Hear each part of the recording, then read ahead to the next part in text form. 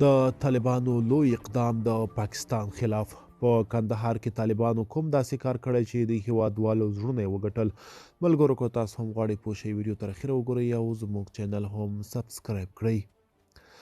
د کندهار د صرافانو مارکیټ د اعتراض له امله وتړل شو. د کندهار ښار د صرافانو مارکیټ د اعتراض له امله وتړل شو. د کندهار د صرافانو د اتحادیې یو غړي د نوم نه ښودلو په شرط ازادي راډیو ته وویل چې پرون چهارشنبې تر غرمې وروسته طالبانو یو شمېر صرافان چې په صرافۍ مارکیټ کې د پاکستاني کالدارو تبادله کوله وهلي ټکولي او یو شمېر یې له پیسو سره یو ځای له ځان سره وړي دي. د سرچینې په وینا تر دې پیښې وروسته صرافانو د اعتراض په توګه د صرافۍ مارکیټ تر معلوم وخته پورې وتړه.